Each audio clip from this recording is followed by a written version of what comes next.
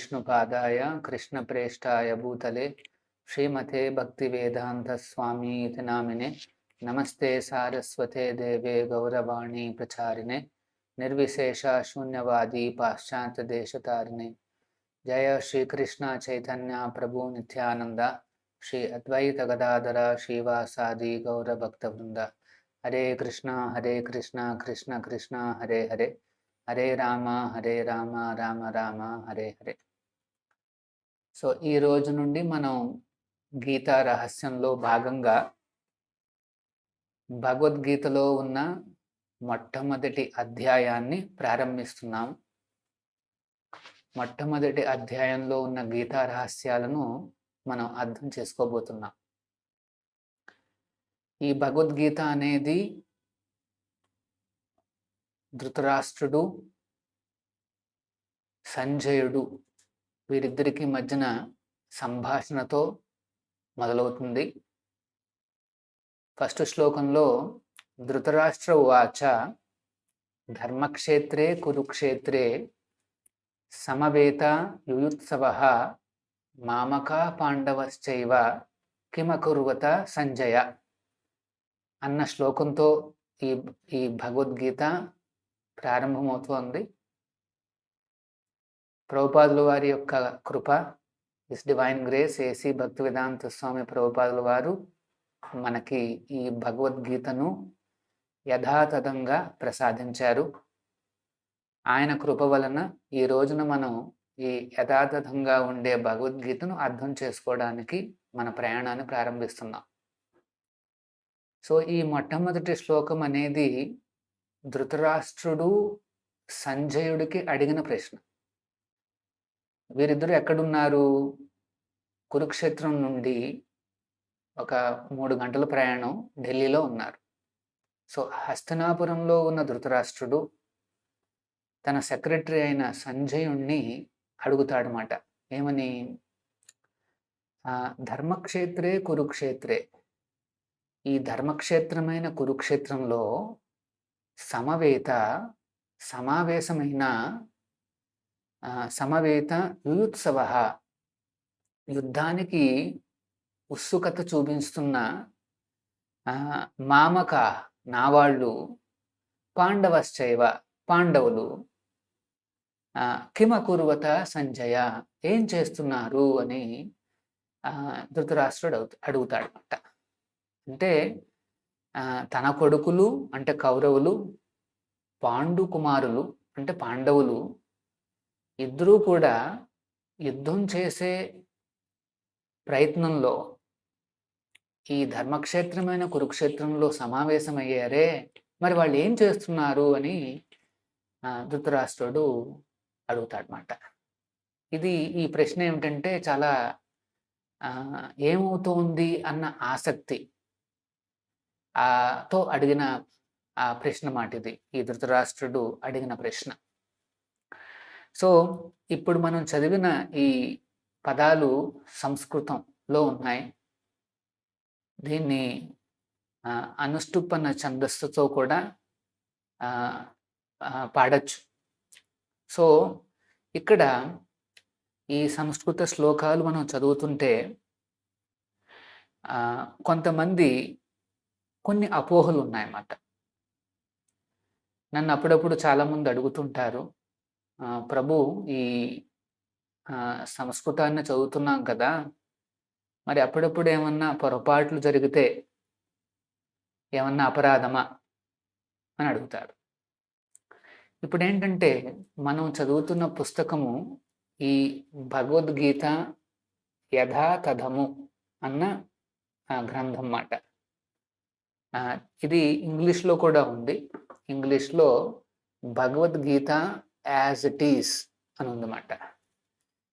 ఈ గ్రంథం యొక్క ముఖ్య లక్షణం ఏమిటంటే ప్రతి ఒక్కరూ కూడా చక్కగా స్పష్టంగా ఉచ్చరించడానికి ఈ సంస్కృత శ్లోకాలను తెలుగులో కూడా రాయబడ్డాయి.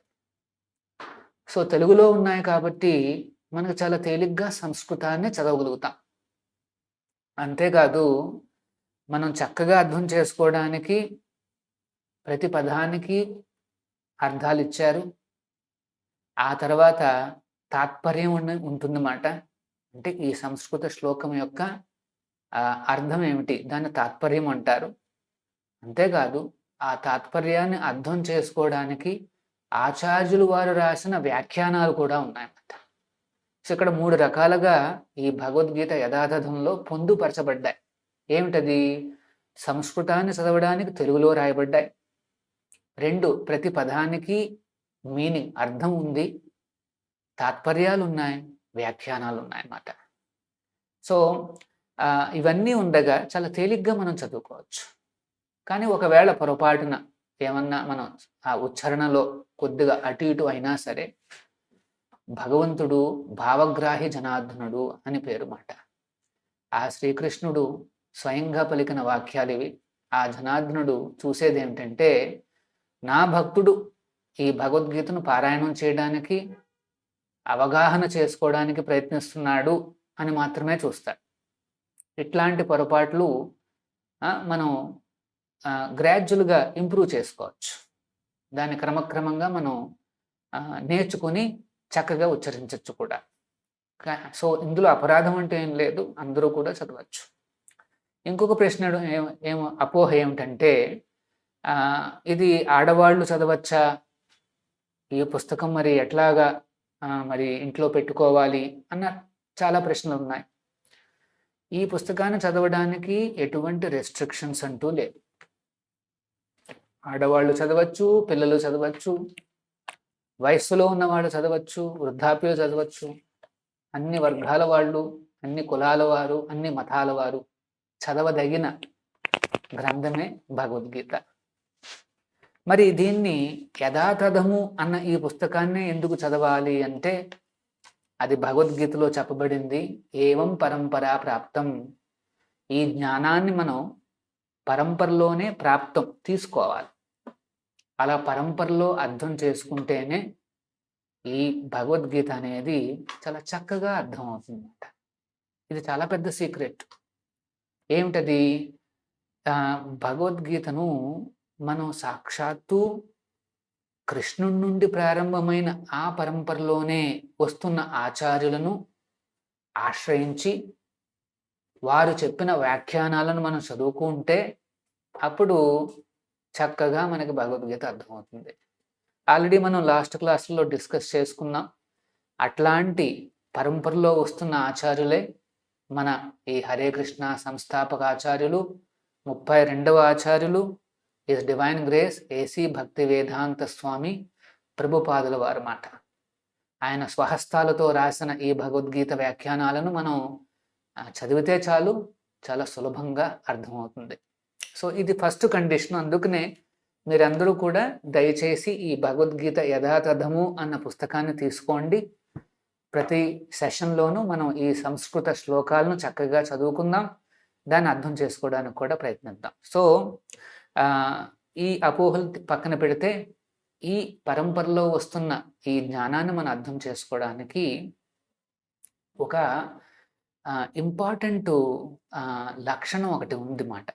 ఒక ఇంపార్టెంట్ సీక్రెట్ ఉంది. అదేంటంటే, పరంపరలో వస్తున్న ఆచార్యులు ఎప్పుడూ కూడా దీనికి తమకు తోచిన వివరణ అంటూ ఇవ్వరు. దీన్ని ఇంగ్లీష్లో ఏమంటారంటే ఇంటర్ప్రిటేషన్ అంటారన్నమాట. అంటే ఎటువంటి ఇంటర్ప్రిటేషన్ లేకుండా ఆ శ్లోకంలో ఏముంది, ఆ భగవంతుడు ఏం చెప్పదలుచుకున్నాడో దాన్ని మాత్రమే చెప్తారు. ఇది పరంపరలో వస్తున్న ఆచార్యులు వారి దగ్గర నుండి వినడం వల్ల వచ్చిన ఉపయోగం మాట. అంతేకాదు మరి కృష్ణుడి వాక్యాలు కాబట్టి అన్నీను. భగవద్గీత అంటే ఎవరు? కృష్ణుడి యొక్క వాక్య ఏమంటారు? పుత్ర గీత, దేవకీ పుత్ర గీతం. ఏకో శాస్త్రం దేవకీ పుత్ర గీతం. దేవకీపుత్రుడైన ఆ కృష్ణుడి యొక్క గీతం మాట ఈ భగవద్గీత అనేది. మరి ఆ దేవకీపుత్రుడి యొక్క భక్తులు, ఆయన పరంపరలో వస్తున్న ఆచార్యులు, వారి ద్వారానే మనకి భగవద్గీత అనేది చాలా సులభంగా అర్థమవుతుంది. ఇది మనకి చాలా అంటే మనం ఇది కామన్ సెన్స్ నాలెడ్జ్. ఎందుకంటే కృష్ణుడు చెప్పిన వాక్యాలను కృష్ణ భక్తుల ద్వారానే మనం అర్థం చేసుకుంటే తేలికవుతుంది. సో కృష్ణ భక్తుల సహాయంతో భగవద్గీతను చదవాలన్నమాట. సో పరంపరలో వస్తున్నాం. కృష్ణ భక్తుల యొక్క సహకారంతో మనం ఈ భగవద్గీతను చదివితే అన్ని రహస్యాలు మనకు అర్థం అవుతాయి అన్నమాట. ప్రభుపాదుల వారు ఒక సీక్రెట్ చెప్తారు. ఏమని? ఇప్పుడు ఒక తేనె ఒక చిన్న బాటిల్లో ఉందనుకోండి, తేనె హనీ. దాన్ని నిజంగా టేస్ట్ ఏమిటని మనం తెలియాలి అంటే ఆ బాటిల్ బయట నుండి మనం కాస్త అంటే నాకుతుంటే అది మనకు టేస్ట్ తెలుస్తుందా? లేకపోతే విప్పి ఆ రహస్యాలన్నిటినీ కూడా మనం తెలుసుకోవాలి అంటే ఆ తేనెను చక్కగా ఆస్వాదిస్తే తెలుస్తుందా? మనకందరికీ తెలుసు ఆ మూత విప్పితేనే గాని మనకి ఆ తేనె రహస్యాలన్నీ తెలియమాట. అలాగే పరంపరలో వస్తున్న ఆచార్యులు, ఆ భక్తుల యొక్క సహకారంతో మనం నిజంగా ఈ భగవద్గీత రహస్యాలనేవి మనం అర్థం చేసుకోవచ్చు. ఓకే. సో ఇక్కడ ఇదే పరంపరలో వస్తున్న శ్రీ చైతన్య మహాప్రభులు వారు, ఆయన ఈ బ్రహ్మ మధ్వ గౌడీయ పరంపరలో, బ్రహ్మ మధ్వ గౌడీయ పరంపరలో చాలా ఏన్షియంట్ పరంపర, 5000 సంవత్సరాల క్రితం నుండి కూడా ఈ పరంపర నడుస్తోంది. అందులో 22వ ఆచార్యులుగా వచ్చిన శ్రీ చైతన్య మహాప్రభులు వారు. యాక్చువల్గా శాస్త్రం ఏం చెప్తోంది అంటే చైతన్య మహాప్రభులు వారు సాక్షాత్తు ఆ కృష్ణుడి యొక్క భక్తావతారం. భగవంతుడే మళ్ళీ ఆ భక్తావతారంలో వచ్చి ఈ భగవద్గీతను మనకు ప్రసాదించారు. ఈ భగవద్గీత వ్యాఖ్యానాలను మనకు ప్రసాదించారు. సో మహాప్రభులు వారు ఏమంటారు అంటే సూత్రేర ముఖ్యార్థనాకర వ్యాఖ్యాన్ కల్పానార్థే తుమి తాహాకర ఆచ్ఛాదన్. అంటే కొంతమంది జ్ఞానులతో మహాప్రభులు వారు డిస్కస్ చేస్తూ ఏం చెప్తున్నారు అంటే ఈ భగవద్గీతలో ఉన్న శ్లోకాలు లేకపోతే వేదాంత సూత్రాలను లేకపోతే శ్రీమద్ భాగవతాన్ని మనం అర్థం చేసుకోవాలి అంటే ముఖ్యార్థాన్ని తీసుకోవాలి అని చెప్తున్నారు. ముఖ్యార్థ చాడియ, ముఖ్య అర్థాన్ని మనం పక్కన పెట్టి గౌణార్థ అంటే మనకు తోచిన వివరణ ఇస్తే దాన్ని గౌణార్థ అంటారు, లేకపోతే కల్పాంతార్థ, ఏదో కల్పనలతో కూడిన అర్థాలను చెప్పితే దెన్ మనకేమవుతుందంటే శబ్దేర లక్షణ, నిజంగా అందులో ఉన్న మీనింగ్ అదంతా పోతుంది. ఆ డైరెక్ట్ మీనింగ్ అనేది పాడైపోతుంది. ఎప్పుడు మనం ఇచ్చిన వివరణ అనేది కాల్పనిక వివరణ ఇస్తే అప్పుడు భగవద్గీత అర్థం కాదు. ఇప్పుడు ఉదాహరణకి ఇప్పుడు ముఖ్యార్థం అంటే అర్థం ఏంటంటే ఏదన్నా సంస్కృతం యొక్క నిఘంటువు తీసుకోవాలి. అంటే డిక్షనరీ మనం తీసుకుని ఆ పదానికి అర్థం చూడాలి. సంస్కృతంలో పదాలు ఉన్నాయి. ఇప్పుడు చూడండి, ధర్మక్షేత్రే, కురుక్షేత్రే, సమవేత, యుసవ అని ఉంది ఇక్కడ.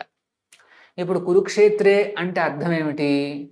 సరే, మీకు తెలియదు అనుకోండి. కురుక్షేత్రం అనేది ఒక ప్రదేశము, ఢిల్లీకి ఒక 140 మైళ్ళలో ఎంతో దూరంలో ఉంది. ఒక 3 గంటలు 4 గంటలు ప్రయాణం పడుతుంది. అక్కడ ఒక ప్రదేశం ఉంది, అదొక తీర్థస్థలము, పురాతన కాలం నుండి వస్తున్న తీర్థస్థలము. ఇవన్నీ మీకు తెలియదు అనుకోండి. అప్పుడు ఏం చేయాలి? ఒక నిఘంటువు తీసుకుని, సంస్కృతంలో ఉండే ఒక నిఘంటువు తీసుకుని మనం ఆ నిఘంటువులో ఒక కురుక్షేత్రము అంటే ఏంటి అర్థం అని చూస్తే మీకు వెంటనే అర్థమైపోతుందో అదొక ప్లేసు, అదొక తీర్థస్థలము, అది చాలా కాలం నుండి ఉంది అనేసి. ఇన్ఫ్యాక్ట్ వేదాలలో ఒక రకం ఇది చెప్పబడింది కురుక్షేత్రం గురించి. ఏమని? కురుక్షేత్రే ధర్మమాచరేత్.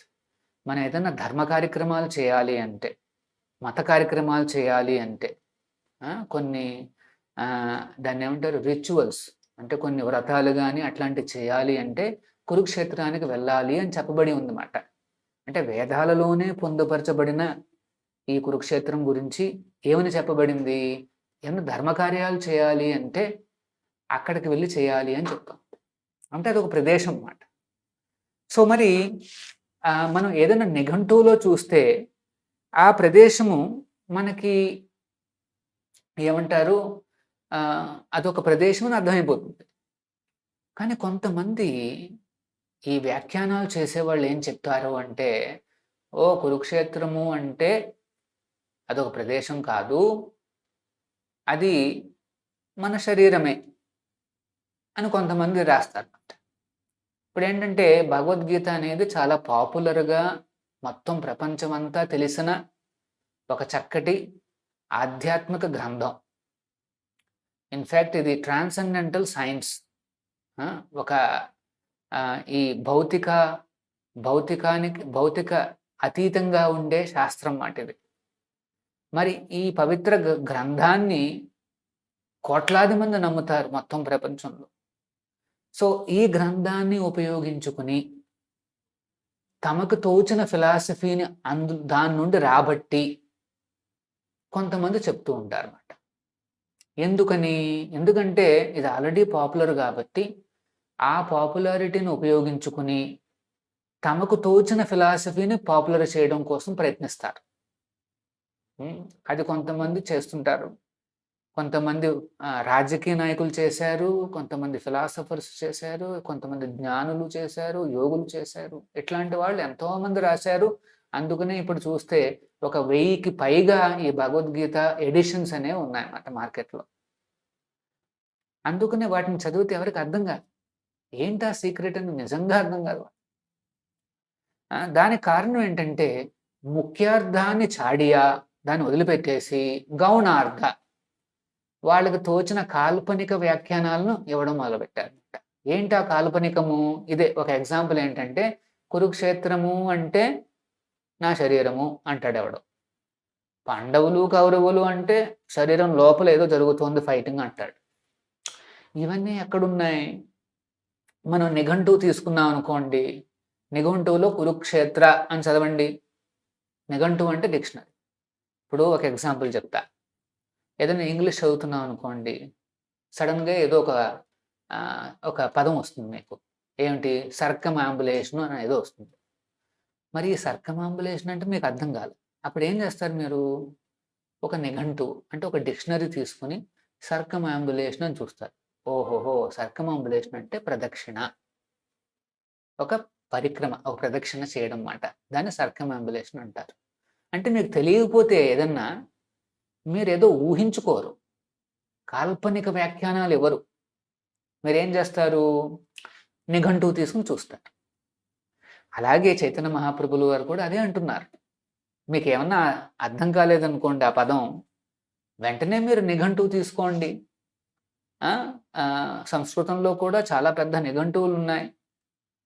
వాటి యొక్క అర్థం చూడండి, ముఖ్యార్థం చూడండి, ఆ అర్థాన్ని తీసుకోవాలని చెప్తాం. అఫ్కోర్స్ మనం భగవద్గీతను చదవడానికి ఇంత కష్టపడాల్సిన అవసరం లేదు. అంటే నిఘంటువు పెట్టుకుని ఆ సంస్కృతానికి ఏంటి మీనింగ్ అని చూసుకోవాల్సిన అవసరమే లేదు. ఎందుకంటే మన అదృష్టం ప్రభుపాదుల వారే స్వయంగా ఆ ముఖ్యార్థాలను ఈ భగవద్గీత యథాతథంలో పొందుపరిచారు. సో మనం వేరే వాటికి వెతుక్కోవాల్సిన అవసరం లేదు. అంటే ఇక్కడ ఏంటంటే ఒక ప్రిన్సిపల్ ఏంటంటే, ఏ రకంగా చదవాలి భగవద్గీత అంటే ఆ ముఖ్యార్థాన్ని తీసుకుని ఎటువంటి కాల్పనికంగా వచ్చే వివరణ జోలికి పోకుండా డైరెక్ట్ మీనింగ్ మనం తీసుకోవాలి. అంటే కృష్ణుడికి సంస్కృతం అర్థం కాదనా? కురుక్షేత్రము శరీరం అని ఆయన చెప్పలేకపోయాడా? లేకపోతే రేపు ఎవరో వస్తాడు, ఒక పొలిటీషియన్ ఎవడో వస్తాడు, వాడు రాస్తాడు నాయన ఈ మీనింగ్ అనేసి కృష్ణుడు ఏమైనా చెప్పాడా? ఏం చెప్పలేదు. భగవంతుడికి తెలియదంటూ ఏం లేదు. ఆయనకి ఏం పదం వాడాలి అని తెలియదా? మరి ఈ కాల్పనిక వివరణ ఎందుకు? ఏదన్నా అర్థం కాకపోతే కొద్దిగా కాల్పనికంగా వివరణలు ఇవ్వడానికి అట్లా మనం ప్రయత్నించవచ్చు. చాలా క్లియర్లుగా డిక్షనరీ మీనింగ్స్ ఉన్నప్పుడు ఇంకా అట్లాంటి ఇంటర్ప్రిటేషన్స్ ఉపయోగం ఏముంది? ఇమాజినరీ ఇంటర్ప్రిటేషన్స్, కాల్పనికంగా ఇచ్చే వివరణలన్నీ ఎందుకు? ఎన్న అవసరం లేదు. అందుకనే ప్రభుపాదులు వారు ఏమన్నారు అంటే, ఇలా కాల్పనికంగా చెప్పేవాళ్ళు ఎక్కువ అవడంతోనే మొత్తం మన భారతదేశం అంతా కూడా చాలా క్షీణించింది. మన యొక్క సంస్కృతి, మన యొక్క కల్చరు, మన యొక్క ఇన్‌ఫ్లూయెన్సు ఇవన్నీ కూడా క్షీణించడానికి కారణం ఏమిటంటే, ఎవరు పడితే వాళ్ళు వాళ్ళకు తోచిన మీనింగ్ చెప్పడం, వాళ్ళకు తోచిన అర్థాలివ్వడం వల్ల ఎవరికీ ఏమి అర్థం కాక ఈ పుస్తకాలన్నీ కూడా అలా పక్కన పెట్టేశారు. ఇది మనకొచ్చిన అతి దారుణమైన విపత్తు మాట. ఏమిటా విపత్తు? ఏది తోస్తే అది చెప్పడం. ఇది విపత్తు. అందుకనే భగవద్గీతను ఎలా చదివితే చక్కగా అర్థమవుతుంది అంటే, ఇట్లా చక్కగా ఆచార్యులు వారిచ్చిన ఆ పదాలు, సంస్కృత మీనింగ్సు, అంటే వాటి యొక్క వివరణ, అది మాత్రం మనం తీసుకుంటే చాలు, చాలా చక్కగా అర్థమవుతుందన్నమాట. ఎటువంటి ఇమాజినేషన్స్ ఉన్నా సరే వాటిని మనం పక్కన పెట్టేయాలి. ఇది రెండో పాయింట్. ఏంటి? భగవద్గీతలో ఏముందో దాన్ని యథాతథంగా మనం అవగాహన చేసుకోవాలి. That it self is an evidence. ఇప్పుడు ఇంకొకటి ఎవిడెన్స్ అనే పదాన్ని ఇప్పుడు నేను వాడాను. చాలా ఎవిడెన్సెస్ అనేవి ఉన్నాయన్నమాట. ఎవిడెన్స్ అంటే ఏంటంటే అది సాక్ష్యం ఇస్తారు కదా, ఎవిడెన్స్ ఇస్తుంటారు కదా. సో ఇప్పుడు ఆ కిటికీ పక్కన ఏమన్నా శబ్దం వచ్చిందనుకోండి, ఏమిటా శబ్దము అనేసి మనం అడుగుతాం ప్రశ్న కదా. అప్పుడు దానికి వాళ్ళు ఏం చెప్తారు అంటే, ఎవరైనా చూసిన వాళ్ళు ఉన్నారనుకోండి, ఎవరైనా వ్యక్తి, ప్రభు నేను చూశాను ప్రభు, ఏం లేదు, ఒక పెద్ద కారు వెళ్ళింది అంతే అని చెప్తాడు. ఓ అంతేనా అనేసి మనకు అర్థమైపోతుంది. అంటే ఆ చూసిన వాడు చెప్తే చాలు మనకు అర్థమైపోతుంది ఎవిడెన్స్. దాన్నే ఎవిడెన్స్ అంటారన్నమాట. అలాగే భగవద్గీతలో ఉండే ఆ వాక్యాలు అనేవే ఎవిడెన్స్. ఇంకా దానికి ఇంటర్ప్రిటేషన్స్ లేవు. ఆ డైరెక్ట్ ఎవిడెన్స్ మనం తీసుకుని యాజ్ ఇట్ ఈస్గా దాన్ని ఒప్పేసుకోవాలి. సో ఎవరైతే ఈ వ్యాఖ్యానాలను యథాతథంగా మనస్ఫూర్తిగా ఒప్పుకుంటారో వాడికి ఈ సీక్రెట్లు అనేవి రివీల్ అవుతాయి అన్నమాట. ఎవరైతే తన సొంత జ్ఞానాన్ని వాడి ఎక్కడో ఏదో విన్నాననేసి, లేకపోతే ఎవరో కాల్పనికంగా చెప్పింది అర్థం చేసుకుని వాటి ద్వారా భగవద్గీతను ఇట్లా తిప్పి అట్లా తిప్పి అర్థం చేసుకోవడానికి ప్రయత్నిస్తే వాడికి ఎప్పుడు ఆ సీక్రెట్లు అనేవి అర్థం కాదు. అంటే కృష్ణుడికి తెలియదనా? లేకపోతే కృష్ణుడు అంత కన్ఫ్యూజింగ్గా చెప్పాడా? లేదు. భగవంతుడు చెప్పిన వాక్యాలు సాక్షాత్తు సూర్య సమం. ఆ సూర్యకాంతిలో మన ఏదైనా ఒక క్యాండిల్ పెట్టామనుకోండి, ఒక చిన్న ఏమిటంటారు, ప్రమిదను వెలిగించామనుకోండి, ఆ సూర్యుడు ముందు ఆ ప్రమిద ఎంత, దాని నుండి వచ్చే కాంతి ఎంత. అలాగే భగవద్గీత శ్లోకాలను అర్థం చేసుకోవడానికి మనకి చిన్న చిన్న ల్యాంపులు అవసరం లేదు. ఆ భగవద్గీతలో ఆల్రెడీ అది సూర్య సమం. జస్ట్ ఆ శ్లోకాలు, ఆ అర్థాలు మనం యథాతథంగా అర్థం చేసుకుంటే చాలు. సో చాలా అదృష్టవంతులం. అట్లాంటి ప్రాచీన పరంపరలో వస్తున్న ఆచార్యులు, సమకాలీనులు ఈ కాలంలో, ఆయన వచ్చిన ఈ కాలంలో ఆయన రాసిన గ్రంథాలు మన చేతిలో ఉండగా పెట్టుకుని, అలాగే పదం పదానికి ఆయన మీనింగ్స్ ఇస్తుంటే మనం అర్థం చేసుకోవడం అనేది చాలా సులభం. ఇది అసాధారణమైన భాగ్యం. ఈ భాగ్యాన్ని ప్రసాదించిందే ఈ హరే కృష్ణ మూమెంట్.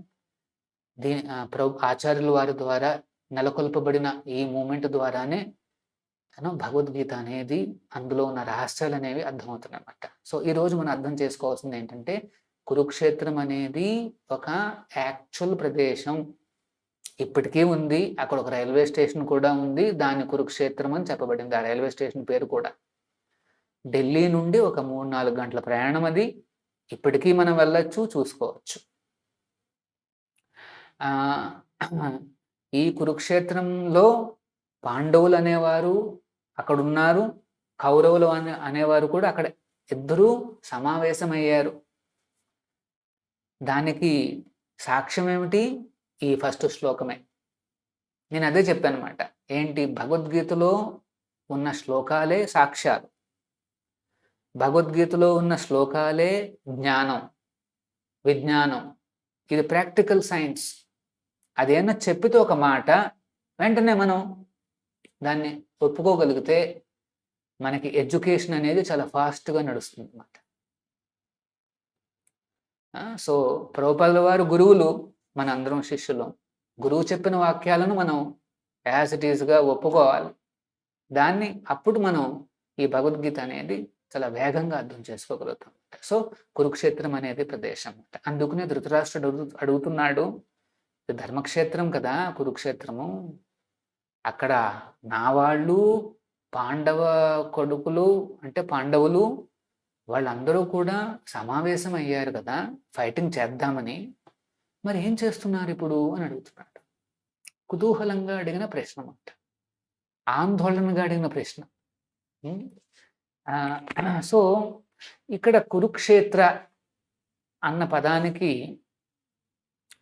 కురు అన్న ఒక రాజు ఉన్నాడు. ఒక ప్రాచీనమైన రాజు. ఎన్నో మిలియన్స్ అండ్ మిలియన్స్ ఆఫ్ సంవత్సరాల క్రితం ఈ కురు డైనాస్టీ, ఈ కురు వంశంలో మొట్టమొదట ఆయన ఆ కురు మాట, కింగ్ కురు. ఆ కురు వంశంలోనే వస్తున్నారు ఈ పాండవులు, కౌరవులు ఇద్దరూ కూడా అదే వంశంలో వస్తున్నారు. సో అంటే ఈ కౌరవులకు ప్రాచీనంగా ఉన్న వాళ్ళ ప్రాచీన తరం మాట అది కురు. ఆ రాజు తపస్సు చేసి ఎన్నో యజ్ఞ యాగాదులు చేసిన ఆ పుణ్యక్షలమే కురుక్షేత్రము, కురుక్షేత్రము. ఆ కురు చేసిన చక్కగా ప్రాక్టీస్ చేసిన ఆ క్షేత్రంలోనే ఆయన యొక్క నెక్స్ట్ జనరేషన్ అంటే చాలా జనరేషన్ తర్వాత వచ్చిన ఈ పాండవులు, కౌరవులు అక్కడికి మళ్ళీ వచ్చారు. కానీ యుద్ధం చేయడానికి మాట. మరి కురుక్షేత్రాన్ని ఎందుకు ఎంచుకున్నారు? ఇట్లాంటి ప్రదేశాన్ని ఎందుకు ఎంచుకున్నారు అంటే ఇది వేదిక్ సిస్టమ్ అన్నమాట. ఎప్పుడైనా కలహాలు వస్తే వాళ్ళు ఒక ధర్మక్షేత్రానికి వెళ్తారన్నమాట. వెళ్ళి అక్కడ వాళ్ళ కలహాలను చక్కగా సెటిల్ చేసుకుంటారు. దాన్ని అడ్జస్ట్మెంట్లు చేసుకుంటారు. ఇప్పటికీ కూడా చాలా గ్రామాలలో ఈ సంప్రదాయం అనేది ఉందన్నమాట. ఇంటిలో ఏమన్నా కలహాలు వచ్చినా, లేదా ఈ ఇంటికి ఆ ఇంటికి ఏమైనా కలహాలు వచ్చినా వాళ్ళు ఒక టెంపుల్కో ఒక దేవస్థానానికి వెళ్ళి అక్కడ ఉన్న ఒక పెద్ద ఆయన్ని మనం అక్కడ పూజారిని కానీ లేకపోతే ఏమన్నా పెద్దవాళ్ళని కానీ దగ్గరికి వెళ్ళి ఒక సెయింట్లీ పర్సన్ అంటే ఒక సాధువు దగ్గరికి వెళ్ళి, బాబా మాకు ఇట్లాగా సమస్యలు వచ్చాయి, మీరు దీన్ని సెటిల్ చేయండి, గురువుగారు దీన్ని సెటిల్ చేయండి అనేసి వాళ్ళు ఆ రకంగా వెళ్తారన్నమాట. ఎందుకు దేవస్థానం దగ్గరికి వెళ్తారు? అది ఒక పవిత్రమైన ప్రదేశం కాబట్టి మన మనస్సుల్లో కూడా కాస్త పవిత్రత వచ్చి ఆ కోపాలు తాపాలు తగ్గి కాస్త ఇద్దరూ మాట్లాడుకుని అర్థం చేసుకుని ఆ విషయాలు కాస్త సద్దుమణిగే విధంగా అయ్యే ఆ ప్రదేశమే దేవస్థానం. అందుకనే ఇప్పటికీ కూడా చాలామంది, పూర్వకాలంలో అయితే ఇంకా ఎక్కువగా ఉండేది, ఇప్పటికీ కూడా చాలామంది వచ్చి దేవస్థానంలో వచ్చి కూర్చుని ఆ విషయాలన్నీ మాట్లాడుకొని కాస్త బుజ్జగింపులు సద్దుమణుగులు అన్నీ జరిగే విధంగా చూసుకుంటారన్నమాట. సో కురుక్షేత్రం అనేది ధర్మక్షేత్రం కాబట్టి ధృతరాష్ట్రుడికి ఒక భయం ఏమిటంటే ఆ పవిత్రమైన ప్రదేశంలో ఆ పవిత్రమైన ప్రదేశం యొక్క ఇన్ఫ్లుయెన్స్, ప్రభావం అనేది పాండవుల మీద కౌరవుల మీద ఏమన్నా పడిందా? ఒకవేళ అట్లా పడి ఉంటే మరి వాళ్ళు యుద్ధం చేయడానికి వెళ్తున్నారా లేకపోతే యుద్ధం మానేశారా అన్న సంశయం మాట ఇది. అందుకనే అడుగుతున్నాడు మాట. ధర్మక్షేత్రే కురుక్షేత్రే, ధర్మక్షేత్రమైన ఆ కురుక్షేత్రంలో సమవేత ఇద్దరు సమావేశమయ్యారు. యుయుత్సవః ఫైటింగ్ చేయడానికి రెడీ అయ్యారు. మరి ఏం చేస్తున్నారు అని అడిగాడు. ఇది ఎలా ఉందంటే మన ఆచార్యులు వారు ఒక చక్కటి ఎగ్జాంపుల్ చెప్తారు. అంటే మోడర్న్ ఎగ్జాంపుల్ చెప్తారు మనకు అర్థమయ్యే విధంగా. ఏమని, ఎవరో ఒక ఆయన రెస్టారెంట్కి వెళ్ళాడు. ఆంధ్ర లేకపోతే తెలంగాణ విందు భోజనాలు అనేసి ఏదో ఒక హోటల్ మాట, దానికి వెళ్ళి కూర్చున్నాడు. కూర్చుని అక్కడ దగ్గరలో ఉండే ఒక కార్డు ఏదో ఉంటుంది, ఆ కార్డును చూసుకున్నాడు. చూసుకుని ఆర్డర్లు ఇచ్చాడు. ఏంటి నాయన, నాకు ఒక 4 ఇడ్లీలు వేడి వేడిగా తీసుకునిరా అని చెప్పాడు. సో ఆ వెయిటర్ వెళ్ళాడు.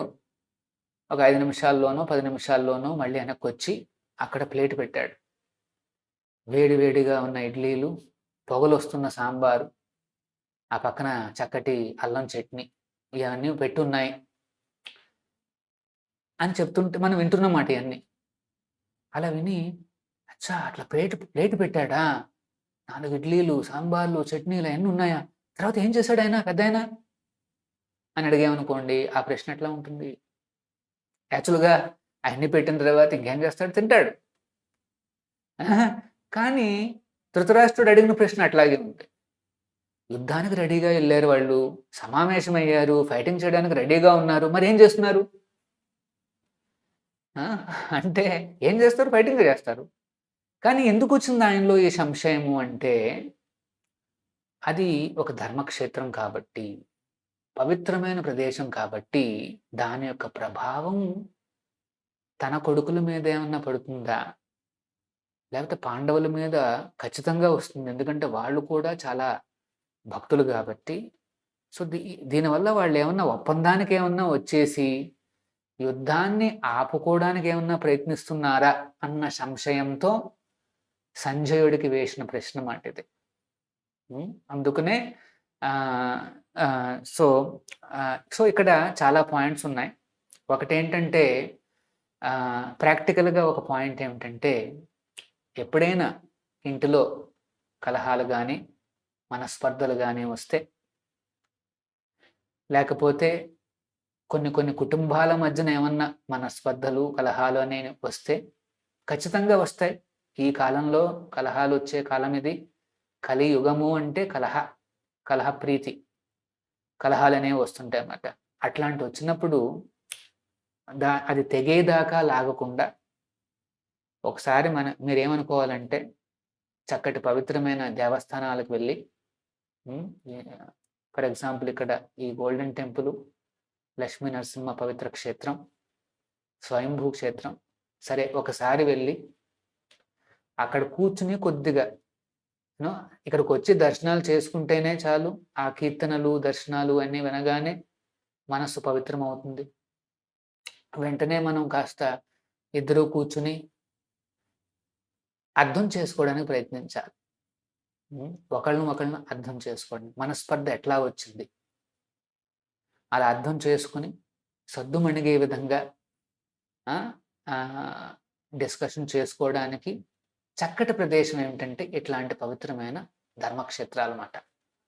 అందుకనే దేవస్థానాలు అనేవి జస్ట్ భగవంతుడి దర్శనానికే కాదు, ఇట్లాంటివి ఎన్నో రకాలుగా ఉపయోగపడే చక్కటి క్షేత్రాలు అన్నమాట ఇవి. స్వయంభూ క్షేత్రంలో అయితే ఇంకా చక్కగా అవగాహన పెంచుకోవచ్చు, ప్రశాంతంగా డిస్కషన్ చేసుకోవచ్చు అన్నమాట. సో అది వేదిక్ సిస్టమ్.